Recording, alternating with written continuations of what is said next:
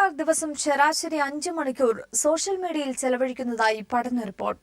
ഇവയിൽ ഏറ്റവും കൂടുതൽ സമയം ചെലവഴിക്കുന്നത് ഫേസ്ബുക്കിലാണ്. യൂട്യൂബാണ് ജനപ്രിയതയിൽ രണ്ടാമത്. സോഷ്യൽ മീഡിയയിൽ മണിക്കൂറുകൾ ചെലവഴിക്കുന്ന പ്രവണത ചെറുപ്പക്കാരിലാണ് കൂടുതലായി കണ്ടുവരുന്നതെന്നും ഇത് സംബന്ധിച്ച് സർവേയിൽ പറയുന്നു. കേസന്വേഷണത്തിന്റെ ഭാഗമായി പിടികൂടുന്നവരെ കോടതിയിൽ ഹാജരാക്കുന്നതിന് മുമ്പ് പോലീസ് കസ്റ്റഡിയിൽ വെക്കാവുന്ന സമയപരിധി 4 ദിവസമാക്കി. പാർലമെന്റിന്റെ നിയമ ഭേദഗതി പാസാക്കി. നിലവിൽ പോലീസ് കസ്റ്റഡി കാലാവധി 48 മണിക്കൂറാണ്. കോടതിയിൽ ഹാജരാക്കുന്നതിന് മുമ്പ് പോലീസ് കസ്റ്റഡിയിൽ 4 ദിവസവും പബ്ലിക് പ്രോസിക്യൂഷൻ കസ്റ്റഡിയിൽ 10 മുതൽ 21 ദിവസം വരെയും വെക്കാമെന്ന് 1960 കുവൈറ്റ് പീനൽ കോഡിലെ 17ാം വകുപ്പ് പുനഃസ്ഥാപിക്കണമെന്ന നിയമസമിതിയുടെ നിർദ്ദേശമാണ് പാർലമെന്റ് അംഗീകരിച്ചത്. വ്രതാനുഷ്ഠാനത്തിലൂടെ നേടിയെടുത്ത ആത്മവിശുദ്ധി ജീവിതത്തിൽ നിലനിർത്തി യഥാർത്ഥ ദൈവഭക്തരായി ജീവിതം നയിക്കാൻ വിശ്വാസി സമൂഹം തയ്യാറാവണമെന്ന് പണ്ഡിതർ. ബന്ധങ്ങൾക്ക് പവിത്രത നഷ്ടപ്പെട്ടുകൊണ്ടിരിക്കുന്ന ഇന്നത്തെ സാഹചര്യത്തിൽ ബന്ധങ്ങളെ കൂട്ടിയിണക്കാനും വിശ്വാസി സമൂഹം ഉപയോഗപ്പെടുത്തണമെന്ന് റൂബി ഹത്തീബ് ജറീർ പാലത്ത് പറഞ്ഞു. റൂബി ഈദ്ഗാഹ് കമ്മിറ്റി സംഘടിപ്പിച്ച ഈദ് പ്രാർത്ഥനകൾക്ക് നേതൃത്വം വഹിക്കുകയായിരുന്നു അദ്ദേഹം. ഒമാന്റെ വിവിധ ഭാഗങ്ങളിൽ ഈദ്ഗാഹുകളും പ്രാർത്ഥനകളും നടന്നു. മറ്റു കേരള വാർത്തകളിലേക്ക്. LDF സർക്കാരിന്റെ ആദ്യ ബജറ്റ് നാളെ അവതരിപ്പിക്കും. സാമ്പത്തിക പ്രതിസന്ധികൾക്കിടയിലും ജനക്ഷേമകരമായ പദ്ധതികൾ വിഭാവനം ചെയ്യുന്നതായിരിക്കും ബജറ്റ്. നികുതി നിരക്കുകൾ കൂട്ടാതെ വരുമാനം വർദ്ധിപ്പിക്കാൻ ലക്ഷ്യമിടുന്ന ബജറ്റായിരിക്കും ധനമന്ത്രി തോമസ് ഐസക് അവതരിപ്പിക്കുക. LDF സർക്കാരിന്റെ വികസന നയത്തിലൂന്നി അടിസ്ഥാന സൗകര്യ രംഗത്തിന്റെ വികസനത്തിന് പ്രത്യേക പരിഗണന നൽകിയായിരിക്കും ധനമന്ത്രി TM തോമസ് ഐസക് പുതിയ ബജറ്റ് അവതരിപ്പിക്കുക.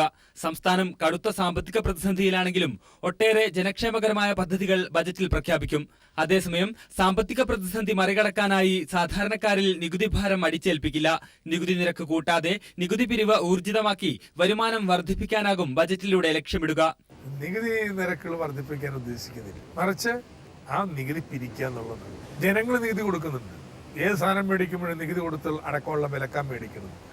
പക്ഷേ അത് സർക്കാരിലേക്ക് വരണില്ല. സർക്കാരിലേക്ക് വരാതിരിക്കാൻ കാരണം അഴിമതിയാണ്. സംസ്ഥാനത്തേക്ക് 50,000 കോടിയിലധികം രൂപയുടെ നിക്ഷേപം കൊണ്ടുവരാനുള്ള പദ്ധതികളും ബജറ്റിൽ ഇടം പിടിക്കും. കാർഷിക മേഖലയ്ക്ക് പ്രത്യേക ഊന്നൽ നൽകുന്ന ബജറ്റിൽ മറ്റു മേഖലകൾക്കും അർഹിക്കുന്ന പ്രാധാന്യം ലഭിക്കും. വിഴിഞ്ഞം ഇൻസ്പെക്ഷൻ ബംഗ്ലാവിൽ നടന്ന ബജറ്റ് എഴുത്ത് കഴിഞ്ഞ ദിവസം പൂർത്തിയായിരുന്നു. സംസ്ഥാനത്തെ 67ാമത്തെയും തോമസ് ഐസക്കിന്റെ 7ാമത്തെയും ബജറ്റാണ് നാളെ നിയമസഭയിൽ അവതരിപ്പിക്കുന്നത്. News bureau, Thiruvananthapuram. നാളത്തെ സംസ്ഥാന ബജറ്റിൽ പുതിയ നികുതി വർധനവ് ഉണ്ടാവില്ലെന്നും അധിക നികുതി അടിച്ചേൽപ്പിക്കില്ലെന്നും ധനമന്ത്രി തോമസ് ഐസക് പറഞ്ഞു. ബജറ്റിന്റെ അവസാന മിനുക്കുപണിക്കിടെ പീപ്പിൾ ടിവിക്ക് അനുവദിച്ച പ്രത്യേക അഭിമുഖത്തിലാണ് ഐസക് നിലപാട് വ്യക്തമാക്കിയത്. തൈക്കാട് ഗസ്റ്റ് ഹൌസിലെ 102ാം മുറിയിലെ താമസക്കാരൻ തിരക്കിലാണ്. തുറന്നുവച്ച ലാപ്ടോപ്പ് നോക്കി സഹായിയോട് എന്തൊക്കെയോ പറയുന്നു. മുറിക്ക് പുറത്ത് ടാക്സ് സെക്രട്ടറി അടക്കമുള്ള ഉയർന്ന ഉദ്യോഗസ്ഥർ തമ്മിലും തിരക്കിട്ട ചർച്ചകൾ. ക്ലാവ് പിടിച്ച സംസ്ഥാന ഖജനാവ് കാലിയെങ്കിലും ജനത്തിന് പ്രതീക്ഷകൾ വാനോളമാണ്. അതുകൊണ്ട് തന്നെ ഐസക്കിന് നാളെ എന്തെങ്കിലും മാജിക് കാട്ടിയേ പറ്റൂ. ജനങ്ങളുടെ ഒരുപാട് സാമ്പത്തിക ബാധ്യതകളുണ്ട്. അതിലേതെങ്കിലും ഒരു ഭാരം ജനങ്ങൾ പേരേണ്ടത്. നികുതി നിരക്കുകൾ പൊതുവിൽ വർദ്ധിപ്പിച്ചുകൊണ്ട് വരുമാനം ഉണ്ടാക്കാനല്ല ശ്രമിക്കുക. ഇന്നിപ്പോ ബഡ്ജറ്റിന്റെ തലേന്ന് ജൂൺ മാസത്തെ നികുതി പിരിവിന്റെ കണക്ക് ലഭ്യമാണ്. 19% നികുതി വരുമാനത്തിൽ വർധനമുണ്ടായിട്ടുള്ളത് മുൻ വർഷത്തെ അപേക്ഷിച്ച്. 10% മെയ് മാസത്തിൽ. കഴിഞ്ഞ വർഷത്തെ ശരാശരി എടുത്താലും 10%. ഇത് കാണിക്കുന്നത് നമുക്ക് ഈ വർഷം വേണ്ടി വന്ന ഒരു 20-25% നികുതി വരുമാനം വർദ്ധിപ്പിക്കാൻ പറ്റുമെന്നാണ്. ഇങ്ങനെ നല്ല രീതിയിൽ നിലവിലുള്ള നികുതി പിരിക്കാന്നല്ലാതെ പുതിയ വലിയ നികുതി ഭാരമൊന്നും ജനങ്ങളുടെ മേൽ കൊണ്ടുവരാനായിട്ട് ഉദ്ദേശിക്കുന്നില്ല.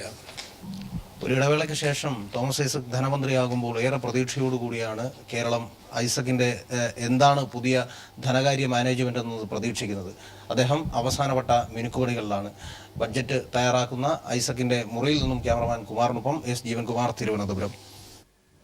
ഹോർട്ടികോർപ്പ് MD സുരേഷ് കുമാറിനെ തലസ്ഥാനത്ത് നിന്ന് മാറ്റി. തമിഴ്നാട്ടിൽ നിന്നും വരുന്ന പച്ചക്കറികൾ നാടൻ എന്ന പേരിൽ വിറ്റഴിക്കുന്നതായി പരാതി വന്നതിനെ തുടർന്ന് കൃഷിമന്ത്രി തിരുവനന്തപുരം ആനയറ മാർക്കറ്റിൽ മിന്നൽ പരിശോധന നടത്തിയിരുന്നു. ഇതിൽ ക്രമക്കേട് കണ്ടെത്തിയതിനെ തുടർന്നാണ് നടപടി. തിരുവനന്തപുരം ആനയറയിലെ പച്ചക്കറി മൊത്തവിപണിയിൽ കൃഷിവകുപ്പ് മന്ത്രി VS സുനിൽകുമാർ നടത്തിയ മിന്നൽ പരിശോധനയിൽ വ്യാപക ക്രമക്കേടുകൾ കണ്ടെത്തിയതിനെ തുടർന്നാണ് ഹോർട്ടികോർപ്പ് MD സുരേഷ് കുമാറിനെ തൽസ്ഥാനത്ത് നിന്നും നീക്കിയത്. ഹോർട്ടികോപ്പ് റീജിയണൽ മാനേജർ മധുസൂദനനെയും സസ്പെൻഡ് ചെയ്തു. കൃഷി വകുപ്പ് സെക്രട്ടറി രാജു നാരായണസ്വാമിക്ക് ഹോർട്ടികോപ്പ് MD-യുടെ താൽക്കാലിക ചുമതല നൽകിയിട്ടുണ്ട്. തിരുവനന്തപുരത്തെ പച്ചക്കറി മൊത്ത വിപണിയിലെ ക്രമക്കേടുകളിൽ വിജിലൻസ് അന്വേഷണത്തിനും കൃഷിവകുപ്പ് മന്ത്രി VS സുനിൽകുമാർ ഉത്തരവിട്ടു. തിരുവനന്തപുരം ആനയറ വേൾഡ് മാർക്കറ്റിന്റെ പ്രവർത്തനത്തെക്കുറിച്ച് വ്യാപക പരാതികൾ ഉയർന്ന സാഹചര്യത്തിലാണ് കൃഷിവകുപ്പ് മന്ത്രി VS സുനിൽകുമാർ അവിടെ മിന്നൽ പരിശോധന നടത്തിയത്. പരിശോധനയിൽ മാർക്കറ്റിലേക്ക് പച്ചക്കറി വാങ്ങുന്നതിലും സംഭരിക്കുന്നതിലുമടക്കം എല്ലാ പ്രവർത്തനങ്ങളിലും വ്യാപക ക്രമക്കേട് കണ്ടെത്തിയിരുന്നു. News bureau, Thiruvananthapuram. കേരളത്തിൽ കോൺഗ്രസ് പാർട്ടിക്കുള്ളിലെ ഗ്രൂപ്പ് പ്രശ്നങ്ങൾ ചർച്ച ചെയ്തുള്ള യോഗത്തിൽ VM സുധീറിന് രാഹുൽ ഗാന്ധിയുടെ പിന്തുണ. തോൽവിയുടെ ഉത്തരവാദിത്വം ഒരാളുടെ മേൽ മാത്രം കെട്ടിവെക്കാനാകില്ലെന്ന് രാഹുൽ ഗാന്ധി കേരള നേതാക്കൾ മുമ്പാകെ തുറന്നടിച്ചു. ഗ്രൂപ്പിസം കളിക്കുന്നവർക്ക് പാർട്ടിക്ക് പുറത്തേക്ക് പോകാമെന്നും രാഹുൽ ഗാന്ധി വ്യക്തമാക്കി. കേരളത്തിലെ രൂക്ഷമായ ഗ്രൂപ്പ് പ്രശ്നങ്ങളും തെരഞ്ഞെടുപ്പ് തോൽവിയും വിലയിരുത്തിയാണ് 67 കോൺഗ്രസ് നേതാക്കളെ ഹൈക്കമാൻഡ് ദില്ലിയിലേക്ക് ചർച്ചയ്ക്ക് വിളിപ്പിച്ചത്. എന്നാൽ ഗ്രൂപ്പുകൾ VM സുധീറിനെ അധ്യക്ഷ സ്ഥാനത്ത് നിന്ന് മാറ്റണമെന്ന നിലപാട് ഹൈക്കമാൻഡ് മുമ്പാകെ ശക്തമായി തന്നെ ആവർത്തിച്ചു. ഗ്രൂപ്പുകൾക്ക് കനത്ത തിരിച്ചടി നൽകുന്ന തീരുമാനമാണ് തുടർന്ന് ഹൈക്കമാൻഡ് കൈക്കൊണ്ടത്. തോൽവിയുടെ ഉത്തരവാദിത്വം ഒരാളുടെ മേൽ മാത്രം കെട്ടിവെക്കാനാകില്ലെന്ന് വ്യക്തമാക്കിയ രാഹുൽ ഗാന്ധി സുധീറിന് പാർട്ടിക്കുള്ളിൽ പൂർണ്ണ സംരക്ഷണം ഒരുക്കി. പാർട്ടിയാണ് വലുതെന്നും ഗ്രൂപ്പിസം കളിക്കുന്നവർക്ക് പാർട്ടിക്ക് പുറത്തേക്ക് പോകാമെന്ന താക്കീതും രാഹുൽ ഗാന്ധി അധ്യക്ഷ പ്രസംഗത്തിൽ തന്നെ വ്യക്തമാക്കിയെന്നാണ് സൂചന. തോൽവിയുടെ ഉത്തരവാദിത്വം മുഴുവൻ പേർക്കാണെന്നും ഒറ്റക്കെട്ടായി മുന്നോട്ടു പോകണമെന്നും AK ആന്റണിയും നിലപാടറിയിച്ചതോടെ സുധീറിന് പരിപൂർണ പിന്തുണയായി. പുതിയ നിർദ്ദേശങ്ങൾ കണക്കിലെടുത്ത് പാർട്ടിയെ സംസ്ഥാനത്ത് കൂടുതൽ ശക്തമാക്കുമെന്ന് AICC ജനറൽ സെക്രട്ടറി മുകുൾ വാസനിക്കും അറിയിച്ചു.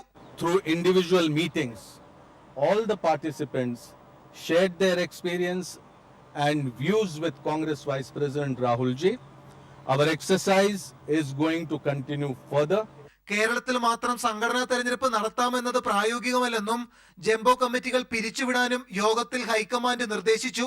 നാളെയും ചർച്ചകൾ തുടരും. ഗ്രൂപ്പ് അപ്രമാദിത്യം പിഴുതെറിയുമെന്ന സന്ദേശം കോൺഗ്രസ് ഉപാധ്യക്ഷൻ രാഹുൽ ഗാന്ധിയും നേതാക്കൾ മുമ്പാകെ ആവർത്തിച്ചിരിക്കുന്നു. സമാന നിലപാട് 2 വർഷം മുമ്പ് സോണിയാഗാന്ധിയും വ്യക്തമാക്കിയിരുന്നു. ഒന്നും സംഭവിച്ചില്ല. ഇനിയും ഗ്രൂപ്പ് അതിപ്രസരമുള്ള സംസ്ഥാനത്ത് എന്തെങ്കിലും മാറ്റം സംഭവിപ്പിക്കാനാകുമോ എന്നതാകും കണ്ടറിയേണ്ടത്. Manushankar, news bureau, Delhi. മുൻ മന്ത്രി CN ബാലകൃഷ്ണന്റെ PA ജോസഫ് ലിജോയ്ക്കെതിരെ അനധികൃത സ്വത്ത് സമ്പാദനത്തിന് വിജിലൻസ് കേസെടുത്തു. ഇന്ന് രാവിലെ തൃശൂരിലെ വീട്ടിൽ നടത്തിയ പരിശോധനയിൽ വരവിൽ കവിഞ്ഞ സ്വത്ത് സമ്പാദിച്ചു എന്ന് കണ്ടെത്തിയതിനെ തുടർന്നാണ് നടപടി. 2 വർഷത്തിനിടെ ലിജോ ജോസഫിന്റെ സമ്പാദ്യം 200%-ലധികമായെന്ന് വിജിലൻസ് കണ്ടെത്തി. കൺസ്യൂമർ ഫെഡ് അഴിമതി ആരോപണങ്ങളിൽ അന്വേഷണം നേരിടുന്ന മുൻമന്ത്രി CN ബാലകൃഷ്ണന്റെ PA ജോസഫ് ലിജോയ്ക്കെതിരെയാണ് വിജിലൻസ് കേസെടുത്തത്. ഇന്ന് രാവിലെ ലിജോയുടെ തൃശൂരിലെ വീട്ടിൽ നടത്തിയ പരിശോധനയിലാണ് വരവിൽ കവിഞ്ഞ സ്വത്ത് സമ്പാദ്യം കണ്ടെത്തിയത്. മന്ത്രിയുടെ PA ആയിരിക്കെ 2 വർഷത്തിനിടെ ജോസഫ് ലിജോയുടെ സ്വത്തുക്കൾ 200 ഇരട്ടിയായി വർദ്ധിച്ചു. കുടുംബാംഗങ്ങളുടെ പേരിൽ തൃശൂരിലെ ബാങ്കുകളിൽ വൻ നിക്ഷേപമുണ്ട്. 3ഇടങ്ങളിലായി അടുത്ത കാലത്ത് ഭൂസ്വത്തുക്കൾ വാങ്ങി. ബന്ധുക്കളുടെ പേരിലുള്ള വസ്തുവകകൾക്കും കൃത്യമായ വരുമാന സ്രോതസ് കാണിക്കാൻ ലിജോയ്ക്കായില്ല. PA ജോസഫ് ലിജോ വഴിയാണ് CN ബാലകൃഷ്ണൻ ഇടപാടുകൾ നടത്തിയതെന്ന ആരോപണം ഉയർന്നിരുന്നു. മുൻമന്ത്രി CN ബാലകൃഷ്ണന്റെ ബിനാമി ഇടപാടുകളാണോ ലിജോയുടെ പക്കൽ ഉള്ളതെന്നും പരിശോധിക്കും. News bureau, Thrissur. Joseph Lijo തന്റെ പേഴ്സണൽ സ്റ്റാഫ് ആയിരിക്കുമ്പോൾ അനധികൃത സ്വത്ത് സമ്പാദിച്ചതായി തോന്നിയിട്ടില്ലെന്ന് CN ബാലകൃഷ്ണൻ. 35 പേഴ്സണൽ സ്റ്റാഫുകളിൽ ഒരാൾ മാത്രമായിരുന്നു ലിജോ. അന്വേഷണം നടക്കട്ടെ എന്നും തെറ്റ് ചെയ്തിട്ടുണ്ടെങ്കിൽ ശിക്ഷിക്കപ്പെടണമെന്നും CN ബാലകൃഷ്ണൻ പറഞ്ഞു. ഞാൻ മന്ത്രി തലയ്ക്ക് എനിക്ക് 35 ആളുണ്ടായിരുന്നു. അതിലൊരാളാണ് ലിജോ. എന്റെ ഒപ്പം ജോലി ചെയ്യുമ്പോൾ എനിക്കൊന്നും തോന്നിയിട്ടില്ല കേട്ടോ. എനിക്കറിയില്ല അതെന്താണ്, എങ്ങനെയൊക്കെ പൈസ ഉണ്ടാക്കിയെന്ന് അറിയില്ല. അതൊക്കെ അതിന്റെ നിയമവശം നോക്കി തെറ്റ് ചെയ്തിട്ടുണ്ടെങ്കിൽ ശിക്ഷ അനുഭവിക്കണം. യാതൊരു മാറ്റമില്ല കാര്യത്തിൽ. അഞ്ചരക്കണ്ടി ഭൂമി കൈമാറ്റത്തിൽ കാന്തപുരത്തിനെതിരെ ത്വരിത പരിശോധന നടത്താൻ കോടതി ഉത്തരവ്. വിജിലൻസ് കോടതിയുടേതാണ് ഉത്തരവ്. കാന്തപുരത്തെ പ്രതിയാക്കണമോ എന്ന് അന്വേഷണത്തിന് ശേഷം തീരുമാനിക്കും. അഞ്ചരക്കണ്ടി കറുപ്പത്തോട്ടം ഭൂമി കൈമാറ്റവുമായി ബന്ധപ്പെട്ട് നേരത്തെ നൽകിയ പരാതിയിൽ കാന്തപുരം AP അബൂബക്കർ മുസല്യാരെ കൂടി പ്രതി ചേർക്കണമെന്ന് ആവശ്യപ്പെട്ട് നൽകിയ പരാതിയിലാണ് ത്വരിതാന്വേഷണം നടത്താൻ തലശ്ശേരി വിജിലൻസ് കോടതി ഉത്തരവിട്ടിരിക്കുന്നത്. പവർ ഓഫ് അറ്റോർണി തെറ്റായ രീതിയിൽ ഉപയോഗിച്ചു, ഭൂമി തിരിമറി നടത്തി, ഭൂമി കൈമാറ്റത്തിൽ ക്രമക്കേട്, വ്യാജരേഖയുണ്ടാക്കി ഭൂമി മുറിച്ചുവിറ്റു തുടങ്ങിയ പരാതിയിൽ നേരത്തെ 8 പേർക്കെതിരെ FIR രജിസ്റ്റർ ചെയ്തിരുന്നു. എന്നാൽ കാന്തപുരത്തെ ഒഴിവാക്കി. 2001 ജബ്ബാർ ഹാജിക്ക് കാന്തപുരം മുക്തിയാർ നൽകുമ്പോൾ ഭൂമിയിൽ എന്ത് നടത്താനും തന്റെ ഒപ്പിടുന്നതിനുമടക്കം പൂർണ്ണ സമ്മതം നൽകിയിരുന്നു. അതിനാൽ കറുപ്പത്തോട്ടത്തിൽ എന്ത് നടന്നാലും കാന്തപുരത്തിന്റെ അറിവോടെയാണതെന്നും കാന്തപുരത്തെ പ്രതി ചേർക്കണമെന്നും ആവശ്യപ്പെട്ട് ഇരിട്ടി സ്വദേശി AK ഷാജി നൽകിയ പരാതിയിലാണ് ത്വരിതാന്വേഷണത്തിന് ഉത്തരവിട്ടിരിക്കുന്നത്. അന്വേഷണ റിപ്പോർട്ട് പരിശോധിച്ച ശേഷം കാന്തപുരത്തെ പ്രതി ചേർക്കണമോ എന്ന കാര്യം തീരുമാനിക്കും. PV Joshila, news bureau, Kannur. Thrissur Chavakkad മകളോട് അപമര്യാദയായി പെരുമാറിയത് ചോദ്യം ചെയ്ത് ഗൃഹനാഥനെ മർദ്ദിച്ചു കൊന്നതായി പരാതി. പഞ്ചാരമുക്ക് സ്വദേശി രമേശാണ് മരിച്ചത്. ബന്ധുക്കളുടെ പരാതിയെ തുടർന്ന് പോലീസ് അസ്വാഭാവിക മരണത്തിന് കേസെടുത്തു.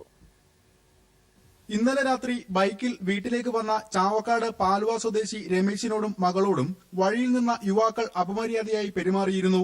മകളെ വീട്ടിലിറക്കിയ ശേഷം തിരികെ എത്തിയ രമേശും യുവാക്കളും തമ്മിൽ തർക്കമുണ്ടായി. വാക്കേറ്റത്തിനൊടുവിൽ യുവാക്കൾ രമേശിനെ ആക്രമിച്ചുവെന്നാണ് പരാതി. ഹൃദ്രോഗിയായിരുന്ന രമേശ് കുഴഞ്ഞു വീണതിനെ തുടർന്ന് ബന്ധുക്കൾ ആശുപത്രിയിൽ എത്തിച്ചു. എന്നാൽ ജീവൻ രക്ഷിക്കാനായില്ല. ആൾക്കാർ അവന്റെ പുറത്തു നിന്നിരിക്കണം. ഞാൻ അവരൊക്കെ മാറ്റിട്ട് എന്റെ മോനെ ഇന്നലെ ഞാൻ വലിച്ചെടുത്ത് പെങ്ങളെ മോളുടെ മോൻ വന്നു, വണ്ടിയിട്ട് വന്നു, ഹോസ്പിറ്റലിൽ കൊണ്ടുപോയി, അവിടുന്ന് മരിച്ചു. പരാതിയെ തുടർന്ന് അസ്വാഭാവിക മരണത്തിന് കേസെടുത്തെങ്കിലും പോലീസ് പോസ്റ്റ്മോർട്ടം റിപ്പോർട്ടിനായി കാത്തിരിക്കുകയാണ്. സംഭവത്തിന് ശേഷം ഒളിവിൽ പോയ യുവാക്കൾക്കായി പോലീസ് തിരച്ചിൽ ശക്തമാക്കിയിട്ടുണ്ട്. News bureau, Thrissur. തിരുവനന്തപുരം പൂങ്കുളത്ത് ഗൃഹനാഥൻ വെട്ടേറ്റ് മരിച്ച നിലയിൽ കോളിയൂർ സ്വദേശി ദാസനാണ് കൊല്ലപ്പെട്ടത്.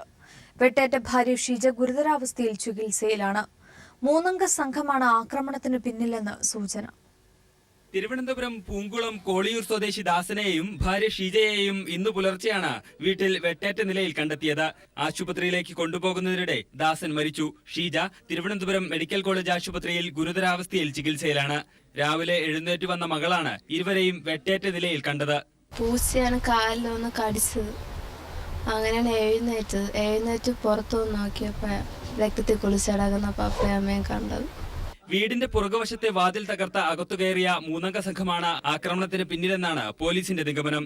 മോഷണ ശ്രമത്തിനിടെയാണ് ആക്രമണമെന്നാണ് കരുതുന്നത്. ദക്ഷിണമേഖല ADGP B Sandhya, range IG Manoj Abraham, Thiruvananthapuram city police commissioner Spurgeon Kumar തുടങ്ങിയ ഉന്നത പോലീസ് ഉദ്യോഗസ്ഥർ സംഭവസ്ഥലം സന്ദർശിച്ചു.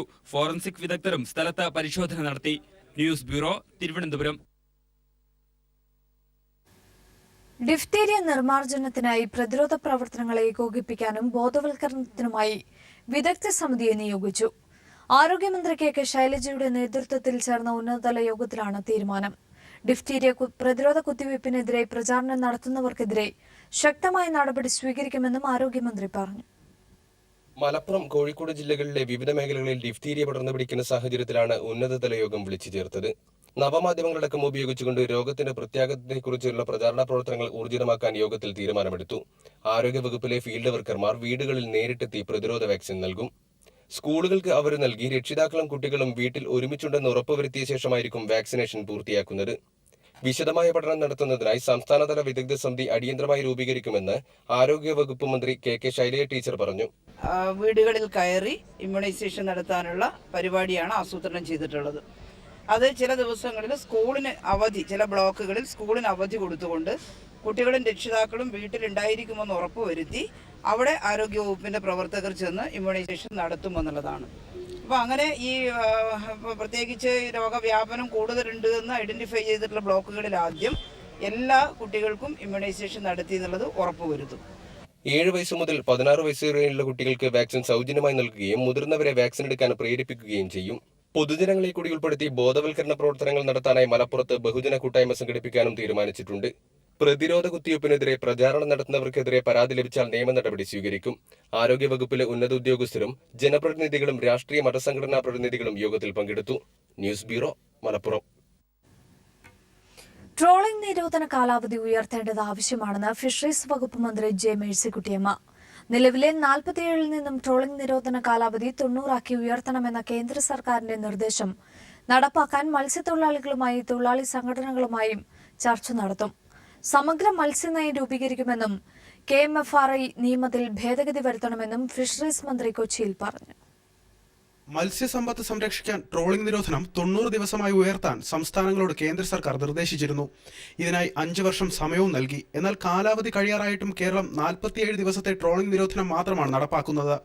ഈ സാഹചര്യത്തിലാണ് ട്രോളിംഗ് നിരോധനം 90 ദിവസമായി ഉയർത്തേണ്ടതിന്റെ ആവശ്യകതയെപ്പറ്റി ഫിഷറീസ് മന്ത്രി മേഴ്സിക്കുട്ടിയമ്മ പറഞ്ഞത്.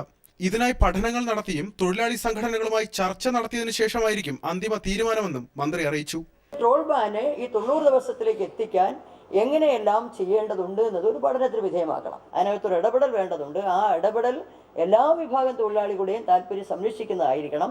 മത്സ്യസമ്പത്തിന്റെ സംരക്ഷണമായിരിക്കണം. കേരളത്തിലെ മത്സ്യസമ്പത്ത് കുറയുന്നതിന്റെ കാരണങ്ങൾ കണ്ടെത്താനും പരിഹാര മാർഗങ്ങൾ നിർദ്ദേശിക്കുന്നതിനുമായി മത്സ്യ ഗവേഷണ സ്ഥാപനങ്ങളിലെ ശാസ്ത്രജ്ഞരും ഉദ്യോഗസ്ഥരുമായി കൊച്ചിയിലെ കേന്ദ്ര മത്സ്യ ഗവേഷണ കേന്ദ്രത്തിൽ സംഘടിപ്പിച്ച ചർച്ചയ്ക്ക് ശേഷം മാധ്യമങ്ങളോട് സംസാരിക്കുകയായിരുന്നു മന്ത്രി. മത്സ്യക്കുഞ്ഞുങ്ങളുടെ ഉൽപാദനത്തിലും ഉൾനാടൻ മത്സ്യകൃഷിയിലും മറ്റ് സംസ്ഥാനങ്ങളെ അപേക്ഷിച്ച് കേരളം പിന്നിലാണെന്നും അത് പരിഹരിക്കാനുള്ള നടപടികൾ ഉടൻ ഉണ്ടാകുമെന്നും മന്ത്രി കൂട്ടിച്ചേർത്തു. തീരദേശ പരിപാലനം, കടൽ സമ്പത്ത്, മത്സ്യബന്ധന രീതികൾ, ഹാർബർ എന്നിവയെപ്പറ്റി സമഗ്രമായ ചർച്ചകൾ ഉയർന്നുവന്നു. KMFRI നിയമത്തിൽ ഭേദഗതി വരുത്തണമെന്നും സമഗ്ര മത്സ്യനയം രൂപീകരിക്കുമെന്നും മന്ത്രി വ്യക്തമാക്കി. കൂടാതെ മത്സ്യസമ്പത്തിനെ സംരക്ഷിക്കാൻ വിദേശ ട്രോളറുകൾക്ക് കർശന നിയന്ത്രണം ഏർപ്പെടുത്തുമെന്നും മന്ത്രി പറഞ്ഞു. കേരളത്തിലെ 8 പ്രധാന കേന്ദ്ര മത്സ്യ ഗവേഷണ സ്ഥാപനങ്ങളുടെ പ്രതിനിധികൾ ചർച്ചയിൽ പങ്കെടുത്തു. News bureau, Kochi. Kairali people ടിവിയുടെ മികച്ച സ്റ്റാർട്ടപ്പുകൾക്കുള്ള അവാർഡുകൾ പ്രഖ്യാപിച്ചു. 4 കമ്പനികൾക്കാണ് അവാർഡ്. കൊച്ചിയിലെ പ്രൊഫോംറ്റീസ് ലാബ്, കോഗ്നിക്കോർ, തിരുവനന്തപുരത്തെ എക്കബയോ കെമിക്കൽസ്, ബാംഗ്ലൂരിലെ എബ്രൈഡ്സ് ഇന്നോവേഷൻസ് എന്നീ കമ്പനികൾക്കാണ് അവാർഡ്. 9-ന് തിരുവനന്തപുരത്ത് നടക്കുന്ന ചടങ്ങിൽ അവാർഡുകൾ വിതരണം ചെയ്യും.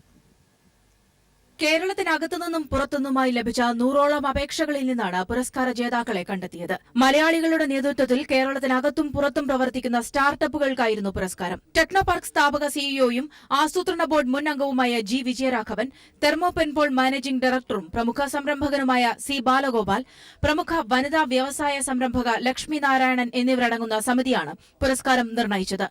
ആർട്ടിഫിഷ്യൽ ഇന്റലിജൻസിൽ കൈവരിച്ച ശ്രദ്ധേയ നേട്ടം കൊച്ചി ഇൻഫോ പാർക്ക് ആസ്ഥാനമായ കോഗ്നോ ടെക്നോളജീസിനെ പുരസ്കാരത്തിന് അർഹമാക്കി. കോളേജിൽ ഒന്നിച്ചു പഠിച്ച 4 പേർ ചേർന്ന് തുടങ്ങി വൻ വിജയം കൈവരിച്ച സ്റ്റാർട്ടപ്പാണ് IT വിഭാഗത്തിൽ പുരസ്കാരം പങ്കിട്ട കളമശ്ശേരി സ്റ്റാർട്ടപ്പ് വില്ലേജിലെ പ്രൊഫൗണ്ടീസ് ലാബ്സ്. IT ഇതര വിഭാഗത്തിൽ ബയോകെമിക്കൽ ഉൽപ്പന്ന നിർമ്മാണ രംഗത്തെ മികവിന്റെ അടിസ്ഥാനത്തിൽ തിരുവനന്തപുരം ആസ്ഥാനമാക്കിയുള്ള അയേക്ക ബയോകെമിക്കൽസിനെ പുരസ്കാരത്തിന് തെരഞ്ഞെടുത്തു. ശിശുമരണ നിരക്ക് കുറയ്ക്കാൻ സഹായകരമാം വിധം ചെലവ് കുറഞ്ഞ ഇൻക്യുബേറ്ററുകൾ വികസിപ്പിച്ചതിന് എംബ്രസ് ഇന്നോവേഷൻസിനെ പുരസ്കാരത്തിന് അർഹമാക്കി. പുരസ്കാരങ്ങൾ ശനിയാഴ്ച തിരുവനന്തപുരം മാസ്കോട്ട് ഹോട്ടലിൽ നടക്കുന്ന ചടങ്ങിൽ സമ്മാനിക്കും. മലയാളം കമ്മ്യൂണിക്കേഷൻസ് ചെയർമാനും മലയാളത്തിന്റെ മഹാനടനുമായ മമ്മൂട്ടി, വ്യവസായ മന്ത്രി EP Jayarajan, Malayalam communications managing ഡയറക്ടറും കൈരളി TV ചീഫ് എഡിറ്ററുമായ ജോൺ ബ്രിട്ടാസ് തുടങ്ങിയവർ ചടങ്ങിൽ പങ്കെടുക്കും. News desk. കിച്ചൺ അപ്ലയൻസസ് വിപണിയിലെ മുൻനിര ബ്രാൻഡായ Preethi kitchen appliances private limited ഓണത്തോടനുബന്ധിച്ച് 2 പുതിയ ഉൽപ്പന്നങ്ങൾ പുറത്തിറക്കി. സോഡിയാക് മിക്സർ ഗ്രൈൻഡറും വൈവിധ്യമാർന്ന സവിശേഷതയോടു കൂടിയ ഡിസൈനർ ഗ്ലാസ് ടോപ്പ് ഗ്യാസ് സ്റ്റൌവുമാണ് പ്രീതി വിപണിയിലെത്തിക്കുന്നത്. ഇവയ്ക്കൊപ്പം പ്രത്യേക ഓണ ഓഫറുകളോടെ ഉപഭോക്താക്കൾക്കൊപ്പം ഓണം ആഘോഷിക്കുവാൻ കഴിയുന്നതിൽ സന്തോഷമുണ്ടെന്ന് ഉൽപ്പന്നങ്ങൾ പുറത്തിറക്കവേ Preethi kitchen appliances private limited CEO Rupendra Yadav പറഞ്ഞു. കൊച്ചിയിൽ നടന്ന ചടങ്ങിൽ general manager A. Govardhanan, regional manager Reji Mathew Kurian, branch manager S. Arun എന്നിവർ പങ്കെടുത്തു.